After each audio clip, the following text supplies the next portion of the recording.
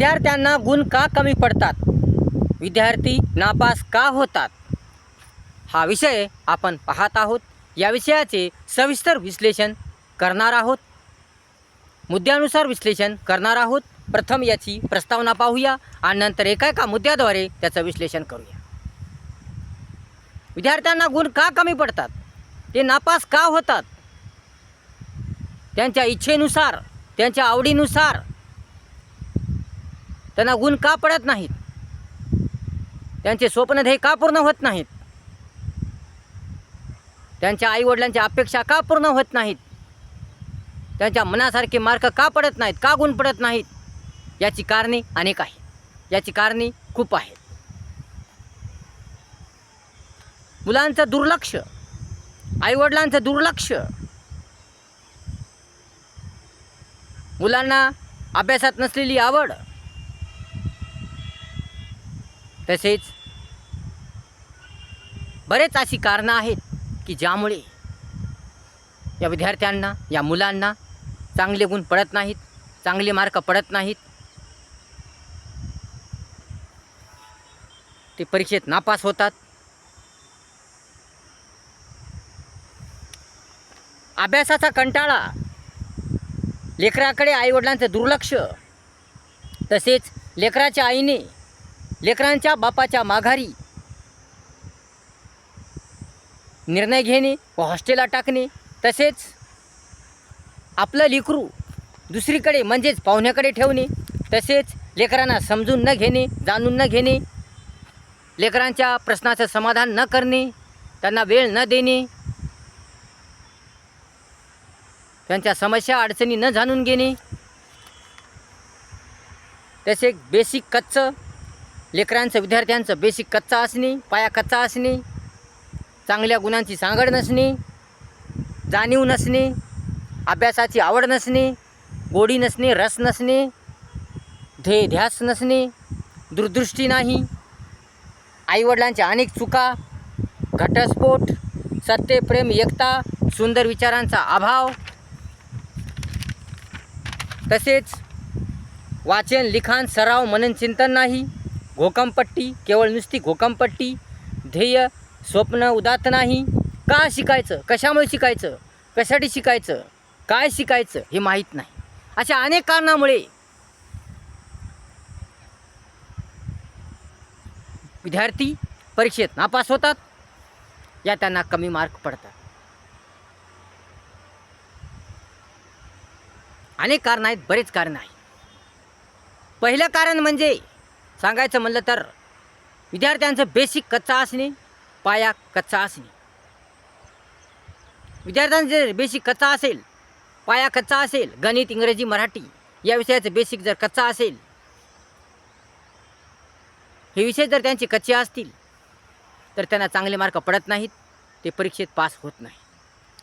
कारण इंग्रजीत जर वाचता येत नसेल, मराठीत जर वाचता येत नसेल, हिंदीत जर वाचता येत नसेल, कळत नसेल, समजत नसेल, लिहिता येत नसेल, तर पुढचं शिक्षण कसं येईल?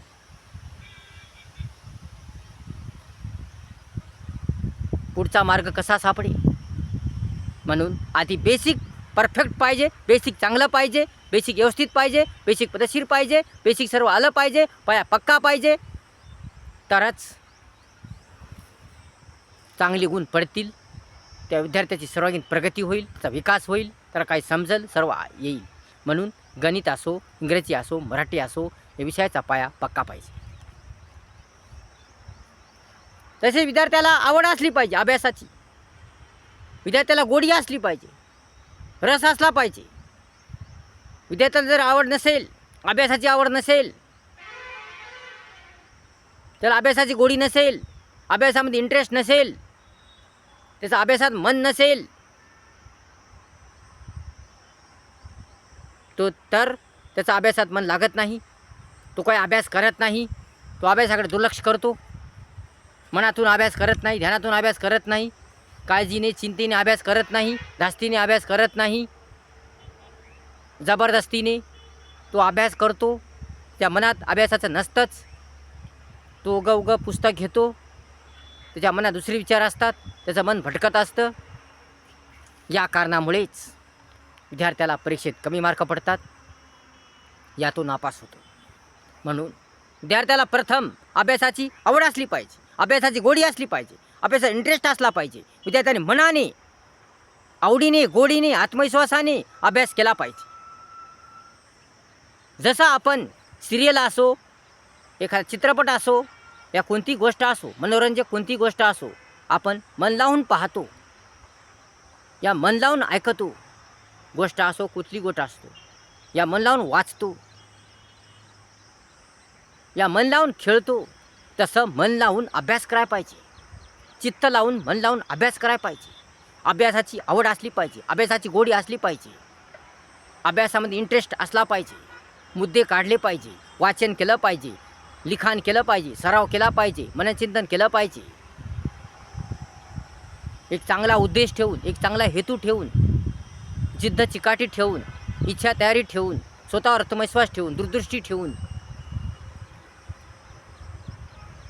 संयम सहनशीलता ठेवून, कठोर परिश्रम घेऊन, ध्येय ध्यास जाणीव, धैर्य धीर ठेवून, माणुसकी ठेवून, चांगुलपणा ठेवून, उदात्त ध्येय ठेवून अभ्यास केला पाहिजे. तरच स्वप्न हे पूर्ण होईल. त्या विद्यार्थ्याला चांगले गुण मिळतील. इच्छेनुसार, या आईवडिलांच्या अपेक्षेनुसार चांगले गुण मिळतील. त्याचा क्रमांक पहिला येईल, शाळेत राज्यात पहिला क्रमांक येईल.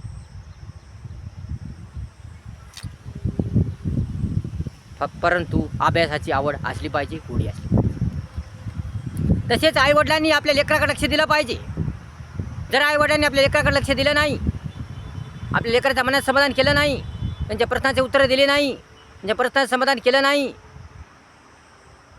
त्यांना समजून सांगितलं नाही, त्यांना वेळ दिला नाही, त्यांच्याकडे दुर्लक्ष केलं, प्रत्येक बाबतीत त्यांच्याकडे दुर्लक्ष केलं, तर विद्यार्थी सक्सेस होत नाही, विद्यार्थी विशेष होत नाही. म्हणून आईवडिलांनी विद्यार्थ्याकडे लक्ष देणे आवश्यक आहे, आपल्या मुलांकडे लक्ष देणे आवश्यक आहे, त्यांचे प्रश्न जाणून घेणे आवश्यक आहे, त्यांची समस्या जाणून घेणे आवश्यक आहे. त्यांच्या मनात काय आहे, ते शाळेत जातात की नाही, कॉलेज जातात की नाही, अभ्यास करतात की नाही, का टाईमपास करतात, का मोबाईल खेळतात, याकडे सर्व लक्ष द्यायला पाहिजे. पण आईवडिलांनी आपल्याकडे लक्ष द्यायला पाहिजे. तेव्हाच विद्यार्थ्यांना चांगले मार्क पडतील, मुलांना चांगले मार्क पडतील आणि त्याचा पहिला नंबर येईल, ते पास होतील आणि त्यांची प्रगती होईल. तसेच का शिकायचं, कशामुळे शिकायचं, काय शिकायचं हे लेकरांना माहीत असलं पाहिजे. शिक्षण म्हणजे काय, प्रथम लेकरांना शिक्षण म्हणजे काय, शिक्षण का शिकायचं, कशासाठी शिकायचं असतं, का शिकायचं असतं, कशामुळे शिकायचं असतं, काय शिकायचं असतं हे माहीत झालं पाहिजे. म्हणून लेकरांना प्रथम शिक्षणाची ओळख झाली पाहिजे. तरच त्यांना पुढचा मार्ग कळेल. आणि का शिकायचं, कशामुळे शिकायचं, काय शिकायचं हे त्यांना कळल्यावर ते मन लावून अभ्यास करतील, चित्त लावून अभ्यास करतील, आवडीने गोडीने अभ्यास करतील. म्हणून त्यांना प्रथम का शिकायचं, कशामुळे शिकायचं, काय शिकायचं हे कळाले पाहिजे. शिक्षण म्हणजे काय ही त्यांना व्याख्या कळाली पाहिजे आणि त्यांना शिक्षणाची ओळख झाली पाहिजे. तरच त्यांची प्रगती होईल, विकास होईल आणि ते पुढे जातील, त्यांना चांगले मार्क पडतील, चांगले गुण पडतील. म्हणून विद्यार्थ्याच्या नापास होण्याचं कारण, मार्क कमी पडण्याचं कारण म्हणजे विद्यार्थ्यांना शिक्षण म्हणजे काय हे माहीत नसणे, काय शिकायचं माहीत नसणे, कशामुळे शिकायचं माहीत नसणे. तसेच ध्येय स्वप्न उदात्त नाही. जर ध्येय ठेवलं नाही, काय व्हायचं, काय बनायचं, कशासाठी शिकायचं, कुठं शिकायचं, काय शिकायचं, शिकून काय करायचं, नेमकं काय शिकायचं, नेमकं काय व्हायचं, काय बनायचं हे ध्येय ठेवलं नाही, उदात्त ध्येय ठेवलं नाही, स्वप्न ठेवलं नाही, तर शिक्षण होत नाही. तर आपलं जीवन सुंदर होत नाही. आणि ध्येय नसल्यामुळं, उदात्त स्वप्नच नसल्यामुळं तो अभ्यास करतो, पण कशाचा करतो, कशासाठी अभ्यास करतो, त्याला काय व्हायचे, काय बनायचे हे त्याला माहीत नसल्यामुळं तो परीक्षेत पास होत नाही, त्याला चांगले गुण पडत नाही. म्हणून त्याला हे माहीत असायला पाहिजे. स्वप्न ध्येय त्यानं उदात्त ठेवलं पाहिजे. तसेच वाचन नाही, लिखाण नाही, सराव नाही, मननचिंतन नाही, नुसती घोकमपट्टी करून अर्थ नाही. तर वाचन करावं लागतं, मनापासून आवडीने गोडीने इच्छा तयारीने वाचन करावं लागतं. जर मनापासून वाचन केलं, मनापासून वाचन केलं, सर्व गोष्टी वाचल्या, अनेक प्रकारची पुस्तके वाचली, वेगळ्या प्रकारची पुस्तके वाचली, अनेक प्रकारची पुस्तके वाचली, वेगळ्या प्रकारची पुस्तके वाचली, सर्व काही वाचलं, वाचन केलं, आपल्या विषयाचं मन लावून वाचन केलं, ध्यान लावून वाचन केलं, आणि त्या वाचन केलेल्यावर आपण जर सराव केला, चांगल्या प्रकारचा सराव केला, लिखाण केलं, सराव केला आणि मनचिंतन केलं, तर त्या लेकराला चांगलं समजेल आणि तो परीक्षेत चांगल्या रीतीने लिहील आणि त्याला चांगले गुण पडतील, चांगले मार्क पडतील आणि तो चांगल्या रीतीने पास होईल. म्हणून त्याने वाचन केलं पाहिजे, लिखाण केलं पाहिजे, सराव केला पाहिजे. ज्याचा आपण अभ्यास केला,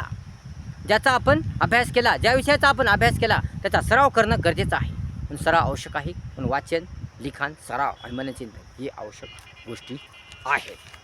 म्हणून ह्या त्यांनी केला पाहिजे. तसेच आता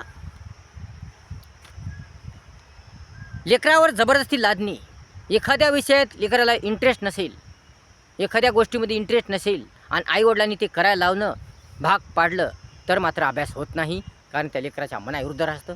म्हणून लेकराच्या मनाविरुद्ध जाऊ नये. लेकरांना ज्याच्यात इंटरेस्ट आहे, लेकरांना ज्याच्यात आवड आहे, पण ती चांगली आवड असली पाहिजे, चांगल्या गोष्टी असल्या पाहिजे. लेकरांना ज्याच्यात आवड आहे ते करू दिलं पाहिजे. लेकराच्या मनाविरुद्ध जाणं योग्य नाही. तसेच आपलं लेकरू आपल्याकडे ठेवलं पाहिजे, इतर पाहुण्याकडे कोणाकडे ठेवू नये. कारण आईवडिलांची जबाबदारी आहे आपल्या लेकराकडे लक्ष देणे, त्यांचा अभ्यास घेणे, त्यांच्याकडे लक्ष देणे, त्यांचा अभ्यास घेणे, त्यांची काळजी चिंता करणे, त्या सर्व प्रश्नांची उत्तरं देणे, त्यांना वेळ देणे, त्यांच्या प्रश्नांचे समाधान करणे, हे आईवडिलांचंच कर्तव्य आहे, आईवडिलांची जबाबदारी आहे. म्हणजे आईवडिलांनी आपलं लेकरू इतर पाहुण्याकडे कोणाकडे ठेवू नये, तर स्वतः त्या लेकराकडे लक्ष द्यावे आणि स्वतः त्या लेकरांचा अभ्यास घ्यावा आणि स्वतः त्या लेकराकडे सर्व लक्ष द्यावे, त्यांच्याकडे त्यांना वेळ द्यावा आणि त्याचं नियोजन करावे. सर्व काही त्यांनीच करावे. आईवडील सोडून इतर कोणाकडेही लेकरू ठेवू नये. म्हणून आपलं लेकरू आपल्याकडेच असलं पाहिजे, आपलं लेकरू आईवडिलाकडेच असलं पाहिजे, आईवडिलांनाच लक्ष दिलं पाहिजे, इतर पाहुण्याकडे कुठेही ठेवू नये. कारण याचा परिणाम वेगळा होतो, चांगले मार्क पडत नाहीत, तो चांगल्या रीतीनं पास होत नाही. कारण आईवडील दूर असल्यामुळे त्या लेकराच्या मनात हुरहुरपणा असतो, एकांकपणा असतो. तो बाहेरून आनंदी खुश राहील, पण मनातून त्याच्या मनामध्ये या प्रकारचं वातावरण असतं. त्याला वाटत असतं की आपल्यासोबत आपले आईवडील नाहीत, आपल्याकडे आपले आईवडील लक्ष देत नाहीत, आपली काळजी करत नाहीत, आपली चिंता करत नाहीत, आईवडिलांनी आपल्या दुसरीकडे ठेवलेलं आहे, म्हणून आईवडिलाचं आपल्याकडे लक्ष नाही. म्हणून यामुळे लेकरू आणि आईवडील यांच्या दुरावा निर्माण होतो आणि लेकरू म्हणेल तसा अभ्यास करत नाही, मन मानेल तसा अभ्यास करत नाही, चांगला अभ्यास करत नाही.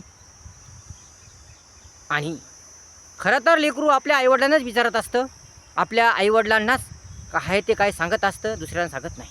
म्हणून त्याच्या मनात काय आहे ते कोणाला सांगत नाही आणि त्याच्या अडचणी काय आहेत, समस्या काय आहेत, ज्या मनात कोणते प्रश्न आहेत हे ते कोणाला सांगत नाही, फक्त आपल्या आईवडिलांनाच सांगतो. हे फक्त आपल्या आईवडिलांना सांगतो. म्हणून आपलं लेकरू आपल्या आईवडिलाकडेच असलं पाहिजे, इतर कोणाकडे असू नये, इतर कोणाही पाहुण्याकडे असू नये. तरच लेकराची प्रगती होते, लेकरांचा विकास होतो. हेच खरं आहे, हेच सत्य आहे. तसेच आपलं लेकरू सुधारलं पाहिजे, त्याची प्रगती झाली पाहिजे, त्याची सुधारणा झाली पाहिजे, तो प्रगतशील झाला पाहिजे, विकसित झाला पाहिजे, त्याचं जीवन सुधारलं पाहिजे, जीवन रंगीन झालं पाहिजे, छान छान झालं पाहिजे, मस्त झालं पाहिजे. यासाठी दोघाही आईवडिलांनी लक्ष देणे आवश्यक आहे. आणि दोघाही आईवडिलांनी दोघांच्या परवानगीने लेकराला कुठं ठेवायचं, काय शिकवायला लावायचं हे दोघांच्या संमतीने केलं पाहिजे. म्हणून लेकराच्या आईने लेकराच्या बापाच्या माघारी लेकराला कुठेही ठेवू नये, हॉस्टेलला ठेवू नये, माघारी कोणता निर्णय घेऊ नये. यामुळे समस्या येतात, अडचणी येतात. म्हणून लेकराच्या आईने त्या लेकराच्या बापाच्या माघारी लेकराला कुठेही हॉस्टेलला वगैरे कुठेही ठेवू नये. भाऊ बहीण या आई कोणाचंही ऐकून आपलं लेकरू त्या लेकराच्या बापाच्या माघारी कुठेही ठेवू नये, हॉस्टेलला ठेवू नये. या बापाच्या माघारी कोणताही निर्णय घेऊ नये वा तसं करू नये. यामुळे समस्या येतात.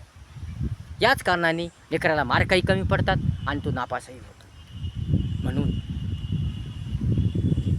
आईवडिलांनी दोघांच्या सहमतीने निर्णय घेतले पाहिजे. बापाने एकट्याने या आईने एकट्याने निर्णय घेऊ नये. दोघांच्या सहमतीने निर्णय घेतले पाहिजे. दोघांच्या परवानगीने, एकमेकाच्या परवानगीने, एकमेकाच्या सहमतीनुसार निर्णय घेतले पाहिजे. दोघांनीही, आईवडिलांनी दोघांनीही एकमेकाच्या माघारी निर्णय घेऊ नये. एकमेकाच्या माघारी लेकराला कुठं ठेवू नये. कोणाला एकमेकाला न विचारता एकमेकाच्या माघारी कोणाला लेकराला आपल्या कुठेही ठेवू नये. हॉस्टेलला वगैरे कुठेही ठेवू नये. दोघांच्या संमतीने लेकराला शिकवलं पाहिजे, घडवलं पाहिजे, संस्कार लावले पाहिजे, चांगले लावले पाहिजे. यामुळे लेकराच्या मनात आईवडिलाविषयी प्रेम राहील, सामंजस्य राहील, चांगुलपणा राहील. परंतु जर आई असो या वडील जर दोघांनी एकमेकाच्या माघारी लेकराचे निर्णय घेतले, या आईने त्या लेकराच्या बापाच्या विरुद्ध निर्णय घेतले आणि त्या लेकराला हॉस्टेलला ठेवलं या कुठं ठेवलं, तर त्या लेकराच्या मनात वेगळे वातावरण निर्माण होते. त्या लेकराचं मन अभ्यासात लागत नाही. त्याला वाटतं, अरे रे रे, आपल्या आईने आपल्या बापाच्या माघारी निर्णय घेतली, आपल्या बापाला विचारलं नाही. मग असे त्या लेकराच्या मनात वातावरण निर्माण होते आणि गैरसमज निर्माण होतात. म्हणून त्या लेकराची प्रगती होत नाही, विकास होत नाही आणि त्याला चांगले पाहिजे तसे मार्क पडत नाही आणि त्याला हवे तसे मार्क पडत नाही आणि या कदाचित तो नापासही होऊ शकतो. म्हणून आईवडिलांनी दोघे आईवडिलांनी म्हणजे दोन्ही जणांनी, आई आणि वडिलांनी लेकराच्या माघारी या एकमेकाच्या माघारी कोणतेही निर्णय घेऊ नये, या कोणताही फैसला करू नये. म्हणून दोघा नवरा बायकोंनी एकमेकाची संमती घेऊन, एकमेकाची परवानगी घेऊन, एकमेकाच्या विचाराने, एकमेकाच्या विश्वासाने लेकराला वाढवलं पाहिजे, त्याची प्रगती केली पाहिजे, त्याचा विकास केला पाहिजे. म्हणून पत्नीने तिच्या भाऊ बहिणीचं ऐकून, या आईचं ऐकून आपल्या नवऱ्याच्या माघारी लेकराविषयी निर्णय घेऊ नये, या लेकराला कुठं ठेवू नये. हेच खरं आहे, हे सत्य आहे. तसेच लेकरांना समजून घेतलं पाहिजे, लेकराला जाणून घेतलं पाहिजे. लेकराच्या मनात काय आहे, लेकराच्या अडचणी काय आहेत, लेकराच्या समस्या काय आहेत, हे सर्व जाणून घेतलं पाहिजे. तरच लेकरू सुधारेल, त्याची प्रगती होईल. आणि तसेच पुढचं म्हणजे आईवडिलांनी म्हणजे नवरा बायकोंनी भांडणं करू नये. कोणत्याही कारणासाठी, कुठल्याही कारणासाठी भांडणं करू नये. भांडण करू नये, घरात तंटा करू नये, किरकिर करू नये, करकर करू नये.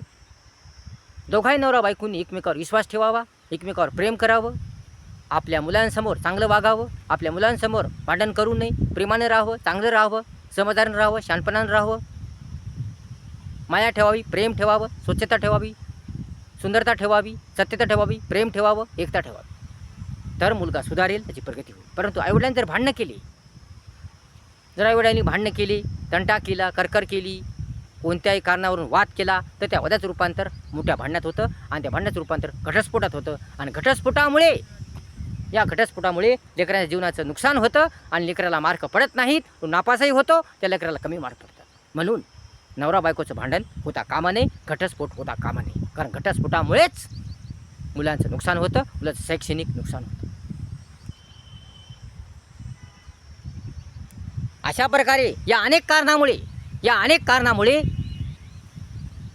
लेकरू, विद्यार्थी परीक्षेत नापास होतो, या त्याला कमी गुण पडतात. अशी बरीच कारणं आहेत. ते आता आपण प्रस्तावना पाहिली, तर आपण एका मुद्द्याद्वारे ती कारणं आपण समजून घेणार आहोत. आपण थोडक्यात आता प्रस्तावना पाहिली. व्हिडिओ जर आवडला असेल तर लाईक करा, शेअर करा, कमेंट्स करा आणि आपल्या चॅनलला सबस्क्राईब करा विसरू नका. धन्यवाद.